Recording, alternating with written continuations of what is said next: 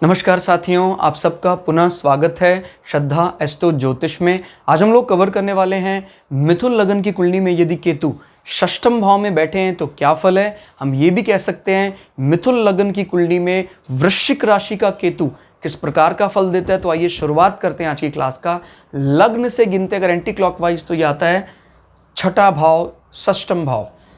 छठा भाव क्या बात करता है? छठा भाव बात करता है हमारे रोगों की, रिपुओं की, ऋणों की, हमारे किसी कार्य को किस प्रकार से व्यक्ति कंप्लीट करता है, कंपटीशन या प्रतियोगिताओं में जीत, स्पोर्ट्समैन स्पिरिट, किसी खेल में जैसे ओलंपिक में कोई मेडल लेने वाला अगर है तो मेडल उसको निश्चित रूप से मिलता है तृतीय भाव, छठे भाव, क्योंकि तृतीय भाव इनिशिएटिव बहुत अच्छे लेगा और छठा भाव उस इनिशिएटिव को फिनिशिंग टच लेकर जाएगा।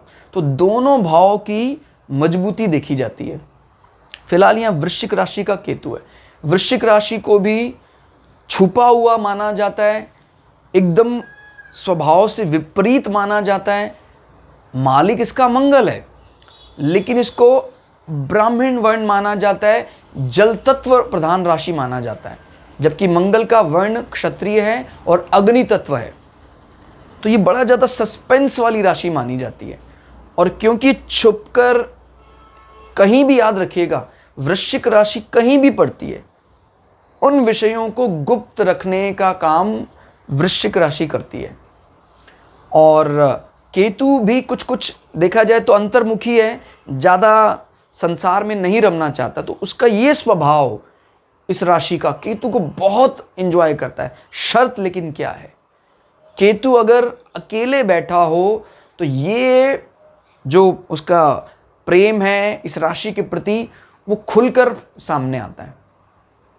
अगर जैसे मान लीजिए इस राशि में कहीं शनि और केतु बैठ जाए तो शनि भी सपोर्टिव इस राशि में, माने अष्टम भाव में तो अच्छा माना जाता है शनि इस राशि में, क्योंकि वो कारकत्व मुख्य कारकत्व में आ जाता है। इस भाव में है तो वो मंगल की राशि ही, तो ध्यान रखना इस कंडीशन में केतु पूरी तरह शनि के अनुसार चलने लग जाएगा। फिर शनि का जो भी एजेंडा है उस एजेंडे के लिए, यानी ब्लाइंड फॉलोवर बनाना।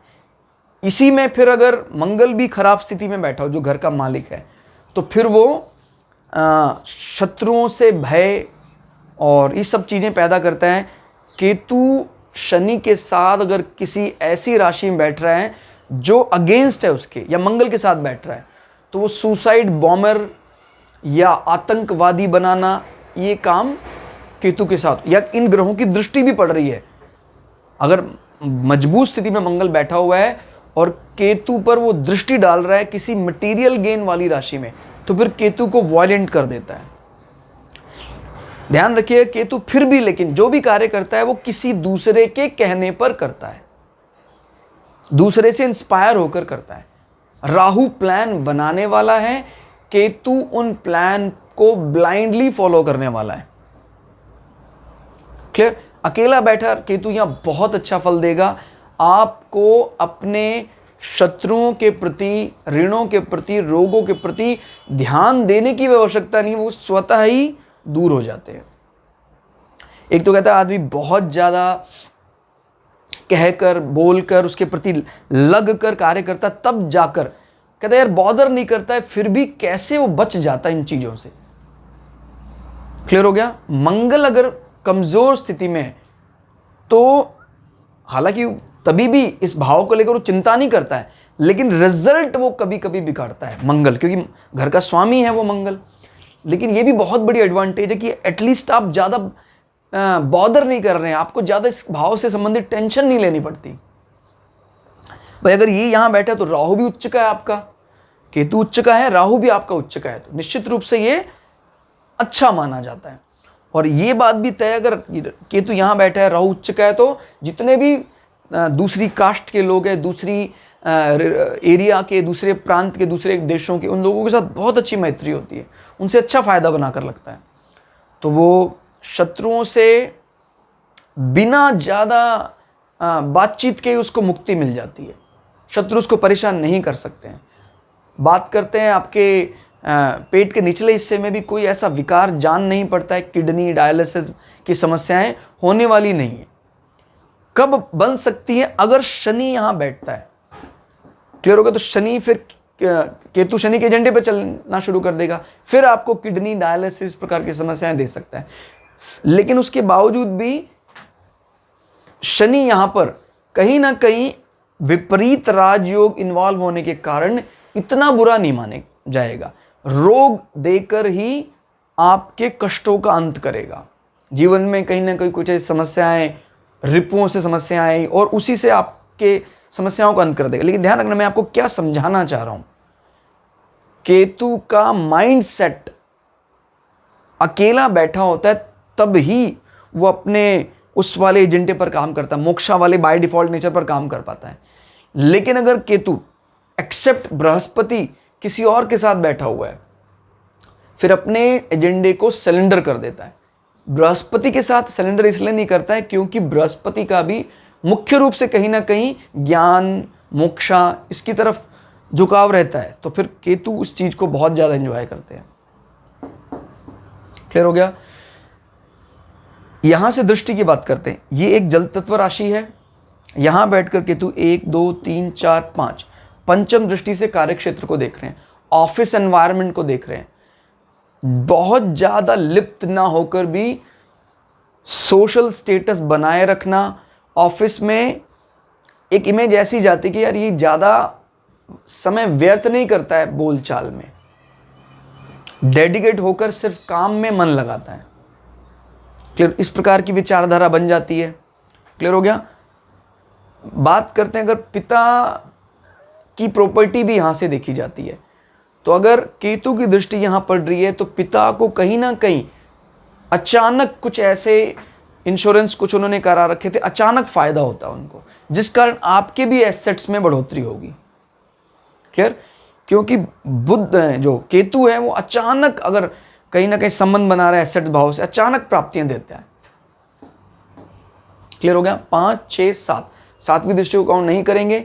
8 9 नौवीं दृष्टि केतु की हालांकि जल तत्व राशि में ही है, लेकिन मंगल जैसे इस राशि में नीच का फल देता है, ऐसे केतु भी इस राशि का जो प्रभाव है उसको बिगाड़ता है, राशि के फल को कमजोर करता है।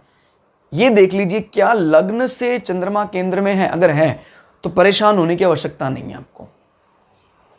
क्लियर? तो अगर केतु की दृष्टि पड़ती है तो आदमी अपने बैंक बैलेंस को लेकर, आदमी अपने कुटुंबियों को लेकर ज्यादा ध्यान नहीं देता, ज्यादा बॉदर नहीं करता है, जिस कारण से समस्याएं उत्पन्न हो सकती हैं। लेकिन अगर चंद्रमा बहुत, जैसे मान लीजिए इस कंडीशन में वो उच्च का होकर यहां बैठ जाए एक्सेल्ड करके, तो फिर वो बॉदर नहीं करेगा, फिर भी वो अच्छा धन जोड़ लेगा, ज्यादा टेंशन नहीं लेता है, जमा हो रहा है नहीं हो रहा है, छोड़िए। क्लियर?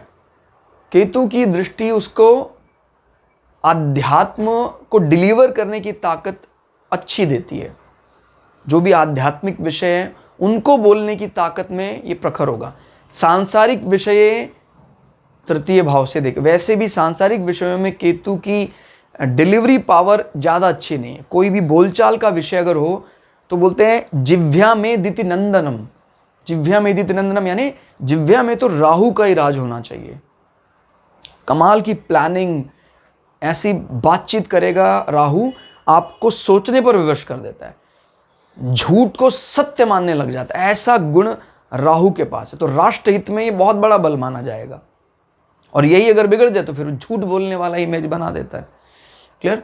तो कुटुंब भाव के लिए ज़्यादा अच्छा नहीं है।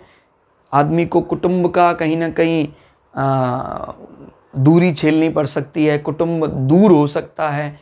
चंद्रमा अगर केंद्र लग्न से केंद्र में है तो उसका दोष दूर हो जाता है। चंद्रमा अगर एक्सेल्ड भी कर रहा है तभी भी आदमी का रवैया वैसा रहेगा, लेकिन कभी भी कुटुंब बिखरने वाला नहीं है। तो कुल मिला के केतु की यहाँ स्थिति अच्छी मानी जाती है। 1-2 दृष्टियों का प्रभाव अगर गलत उसको छोड़ दें तो केतु यहाँ बहुत अच्छे फल देते हैं। क्लास आपको कैसी लगी कमेंट करके जरूर बताइएगा। मिलते हैं अगली क्लास में, तब तक के लिए जय श्री भगु पराशरा, जय श्री शुक्राचार्य, नमस्कार।